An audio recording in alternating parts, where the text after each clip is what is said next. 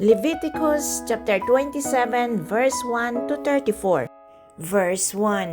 The Lord said to Moses. Verse 2. Speak to the Israelites and say to them, if anyone makes a special vow to dedicate a person to the Lord by giving the equivalent value. Verse 3. Set the value of a male between the age of 20 and 60 at 50 shekels of silver, according to the sanctuary shekel. Verse 4. For a female, set her value at 30 shekels.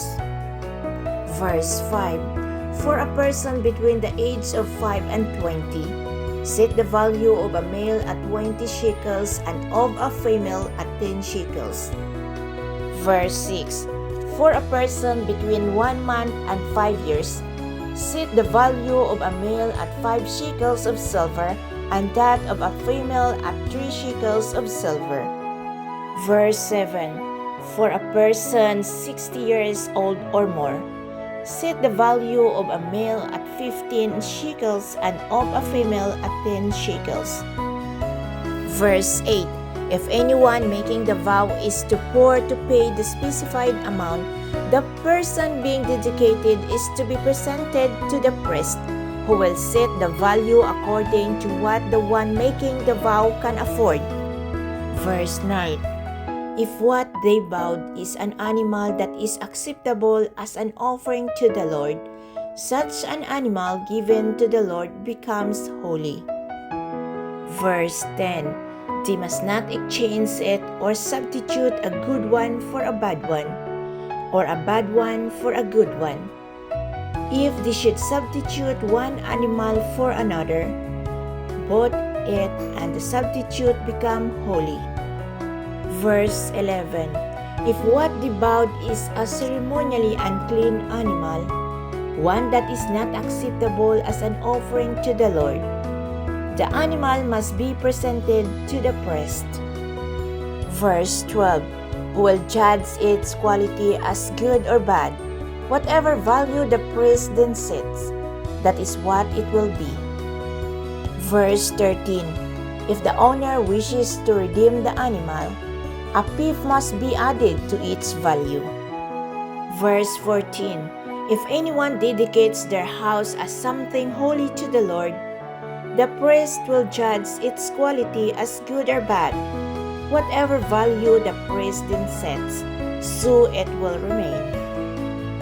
Verse 15.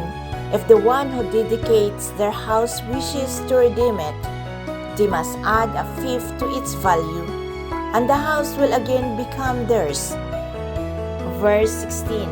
If anyone dedicates to the Lord part of their family land, its value is to be set according to the amount of seed required for it, 50 shekels of silver to a homer of barley seed. Verse 17. If they dedicate a field during the year of Jubilee, the value that has been set remains. Verse 18. But if they dedicate a field after the Jubilee, the priest will determine the value according to the number of years that remain until the next year of Jubilee, and its set value will be reduced. Verse 19. If the one who dedicates the field wishes to redeem it, they must add a fifth to its value. The field will again become theirs. Verse 20. If, however, they do not redeem the field, or if they have sold it to someone else, it can never be redeemed. Verse 21. When the field is released in the Jubilee, it will become holy. Like a field devoted to the Lord, it will become priestly property. Verse 22. If anyone dedicates to the Lord a field they have bought, which is not part of their family land. Verse 23. The priest will determine its value after the year of Jubilee, and the owner must pay its value on that day as something holy to the Lord. Verse 24. In the year of Jubilee, the field will revert to the person from whom it was bought, the one whose land it was. Verse 25. Every value to be set according to the sanctuary shekel, 20 gerahs to the shekel. Verse 26.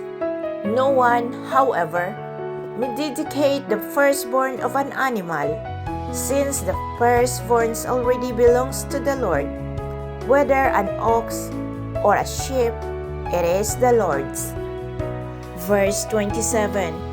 If it is one of the unclean animals, it may be bought back at its set value, adding a fifth of the value to it. If it is not redeemed, it is to be sold at its set value. Verse 28.